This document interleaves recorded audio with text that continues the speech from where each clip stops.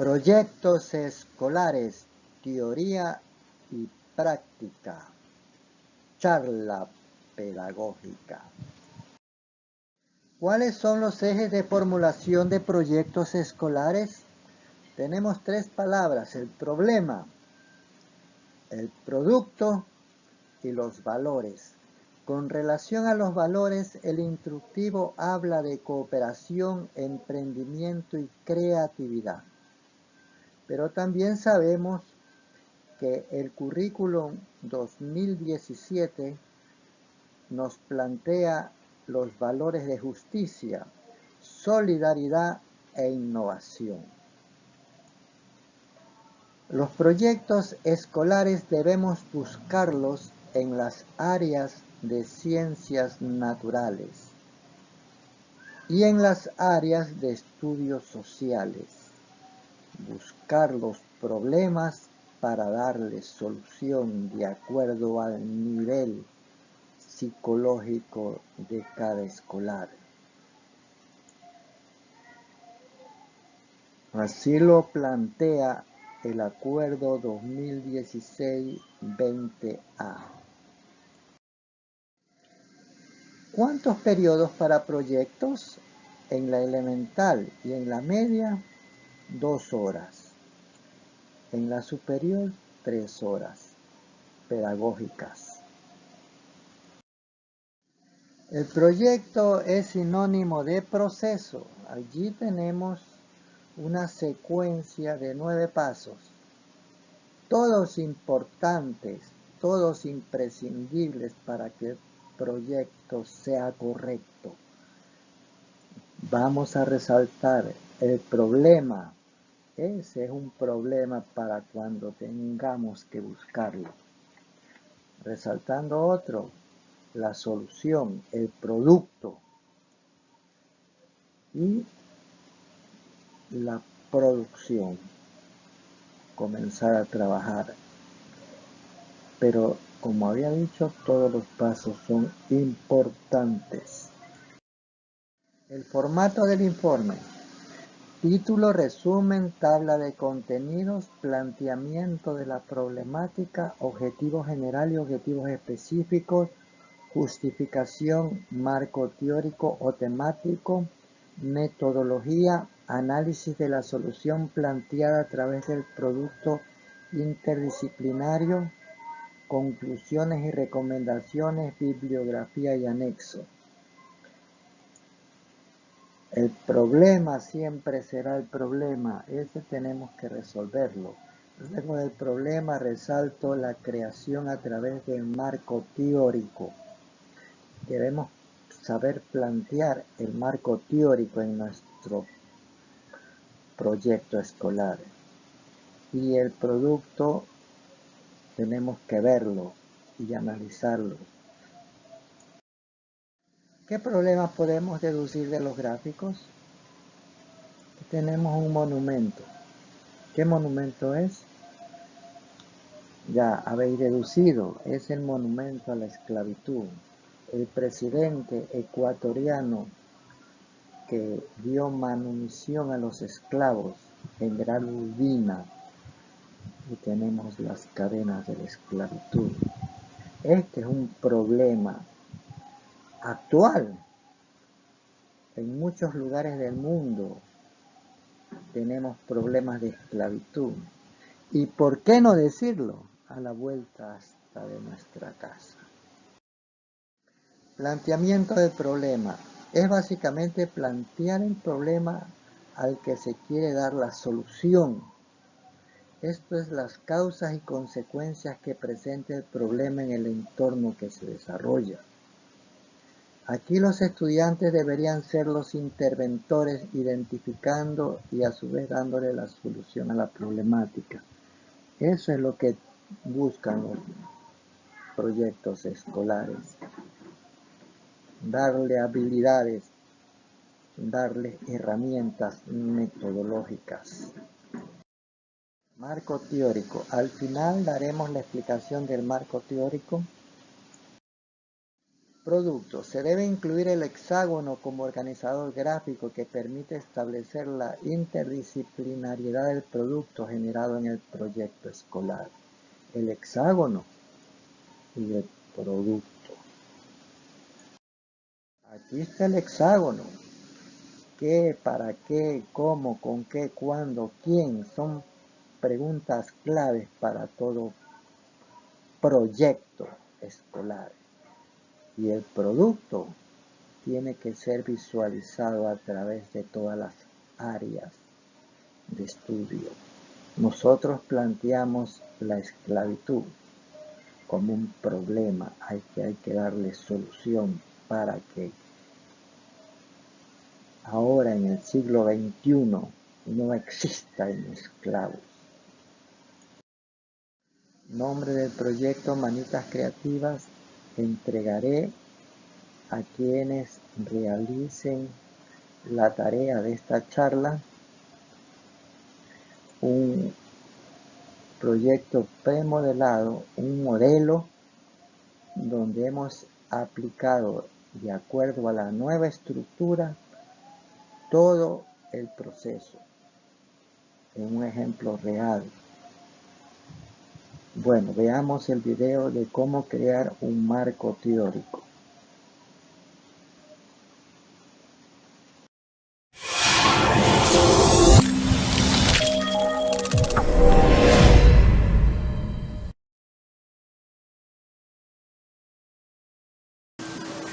Construcción del marco teórico. Proyectos escolares del documento de fecha 23 de noviembre del 2015. Eso hay que tener muy en cuenta porque algunos se están equivocando y están con el documento anterior. Creación del marco teórico, porque tiene algún grado de dificultad, hemos creído que tenemos que tratar este punto. Bien, el lenguaje, hay dos clases de lenguaje. El lenguaje ordinario, que es fácil y cotidiano, y el lenguaje teórico, que es denso y complejo. El maestro debe pasar el lenguaje teórico, debe pasarlo al cotidiano para que sus clases sean comprendidas y hacerlo correctamente. Y el estudiante debe significar el mundo trabajando con el lenguaje teórico. Por eso él es estudiante. Y el estudiante que trabaje con lenguaje teórico serán nuestros próximos científicos. El lenguaje teórico. El lenguaje teórico usa conceptos. El concepto de velocidad, el concepto de líquido, el concepto de materia. Con los conceptos llegamos a la abstracción. Por medio de la abstracción podemos describir y explicar los fenómenos. Podemos explicar el rayo, podemos explicar la electricidad, podemos explicar el valor de los alimentos, etcétera, etcétera. Por medio de la abstracción, usando un metalenguaje, llegamos a la generalización y también llegamos a la formalización. Los fenómenos son formalizados. Bien, vamos a ver qué es un concepto. Un concepto es un término que nos permite abarcar una serie de fenómenos que comparten las mismas características teóricas y que gracias a ella podemos explicarlos. A este acto de aprehensión de características generales se le llama abstracción, como más o menos habíamos explicado en el gráfico anterior. Mediante los conceptos, el lenguaje teórico nos permite abstraer la realidad para describir y explicar fenómenos. que son relevantes dentro de una disciplina del conocimiento. Veamos los siguientes ejemplos. Tenemos 3 columnas: disciplina, concepto y fenómeno. En la disciplina de física tenemos el concepto de velocidad. Veamos el fenómeno: desplazamiento de un cuerpo dividido entre el intervalo de tiempo en el que se sucedió dicho desplazamiento. Ahí ubicamos muy bien la disciplina, el concepto y el fenómeno. Veamos esta definición, este concepto: sustancia cuya partícula presenta mayor movilidad que los sólidos y menor que los gases, y no presentan una forma propia determinada, pero sí un volumen fijo que se distribuye en el recipiente que lo contiene, adaptándose a su forma. Nosotros tenemos aquí que estamos hablando de los líquidos. Tenemos aquí un vaso, pero no sabemos qué líquido es. Esto es un líquido desde el punto de vista general, porque puede ser un vaso de leche, puede ser un vaso de cola, puede ser un vaso de aceite, puede ser un vaso de cualquiera de los líquidos que existen. ¿Y qué es la generalización? La generalizamos un fenómeno cuando lo definimos de acuerdo a un cierto número de características que comparte con fenómenos del mismo tipo, y dejamos fuera lo que le es particular. El concepto de arriba es una generalización. ¿Cuándo llegamos a la formalización? Formalizamos un fenómeno cuando lo vemos desde un punto de vista de los elementos que lo componen y las relaciones que podemos inferir entre estos elementos.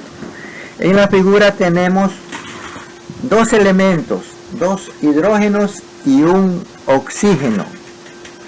Y estos están formando una molécula de un líquido que se llama agua. Entonces ahí hemos llegado a la formalización y estamos frente al agua formado por H2O. Entonces siempre hay que tener en cuenta estos 2 conceptos: la generalización y la formalización. Muy bien. La teoría, cualquier teoría educativa, teoría física, teoría sociológica, cualquier teoría elabora un cuerpo de conceptos, y esos conceptos se refieren a fenómenos cotidianos que son interpretados con un observable. Los observamos y los interpretamos, y al interpretar los constituimos la teoría. Y la teoría no es otra cosa que la interpretación de los fenómenos. También tenemos que la teoría es de primera mano cuando nosotros leemos directamente del autor. A veces muchas teorías están en idioma alemán, en francés, en inglés, y no tenemos la oportunidad de leer directamente del autor.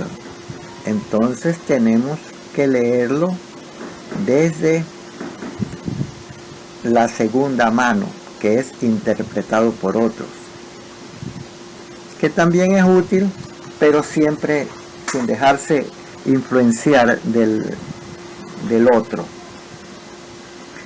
Ahora, ¿qué es un observable? Un observable es un aspecto concreto de la realidad que debe ser entendido a la luz de un marco de teoría. Los datos empíricos son susceptibles de cualquier tipo de interpretación. Los observables son datos preinterpretados por medio de la teoría. Nosotros observamos un fenómeno y tenemos que estar de acuerdo con una teoría, porque tenemos que observarlo de acuerdo a la teoría para ver si encajan y buscar la interpretación que nosotros podemos descubrir algún aspecto de esa realidad, porque la realidad es bien compleja. Por eso son los científicos que estudian la realidad, forman sus teorías, forman sus conceptos y con los conceptos se pueden interpretar los fenómenos cotidianos a través de un observable. Muy bien. Ahora, ¿cómo se construye el argumento? La realidad es compleja. Nosotros podemos llegar a la realidad mediante una encuesta. No solo, aquí están los 3 puntos. Quiere decir que podemos usar cualquier tipo de instrumento, la experimentación, cualquier tipo. Siempre cuando nosotros observamos la realidad a través de algún instrumento, nos va a arrojar datos. La estadística nos va a dar datos. Esos datos pasan o lo convertimos en un observable. En este caso hemos relacionado el espejo, que el espejo significa la teoría. Los datos deben ser analizados a la luz de una teoría. Y con el observable apoyado por la teoría, podemos nosotros llegar al argumento. El argumento es una interpretación del observable junto con la teoría. ¿Y qué es el argumento? Argumento es la exposición fundamentada en un determinado número de premisas que nos permita sostener una afirmación. Ese es el esquema que nosotros tenemos que llevar adelante. Ahora, ¿cómo se redacta el marco teórico? Nosotros tenemos un autor, tenemos una teoría, tenemos conceptos, tenemos fenómenos. El autor utiliza términos, utiliza textos y utiliza bibliografía. También el autor tiene varios libros que puede haber escrito. Toda esta teoría tenemos nosotros que pasar a la interpretación. Ya, con la interpretación planteamos la situación problemática. En la situación problemática tenemos nosotros que escribir qué observable y qué técnica vamos a usar para poder aterrizar en la operativización, que es la construcción de un observable. Un observable quiere decir en dónde vamos a sacar los datos. A ver, la instrucción que da el libro de los proyectos escolares dice: el marco teórico temático que vamos a investigar no debe ser redactado como una lista de conceptos. No, claro, debe ser adaptado al nivel de escolaridad de los estudiantes. Es decir, que los marcos teóricos van a ser distintos a un niño de preescolar, a un niño de elemental, de media o de superior. Y debe contemplar los antecedentes y ubicar la problemática planteada dentro de un conjunto de conocimientos que se consideran válidos o aplicables a los objetivos del proyecto escolar. El conjunto de conocimientos quiere decir buscar al autor y sus teorías, y que puedan ayudar a entender o a reconocer mejor los hechos o datos significativos para la fase de investigación y trabajo práctico.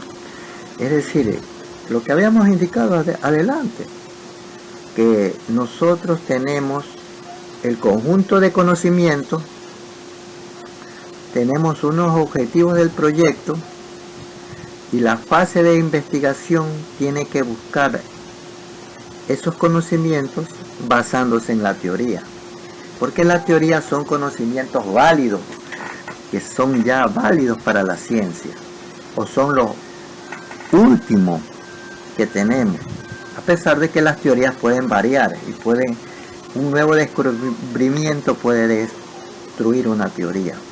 Alternativamente, cuando no existe este conjunto de conocimientos o saberes previos, debe presentarse una explicación de la problemática que parta de la realidad y de los testimonios que forman parte del proceso de indagación. Ya han puesto eso, sería en casos extremos. Siempre la problemática está basada en conocimientos previos, pero si no hay otra alternativa, así se da el asunto. Este trabajo lo hemos elaborado y ustedes pueden buscar el documento, está en la web, que se llama Cómo construir un marco teórico, de Antonio Emanuel Bertiere. Muy bien.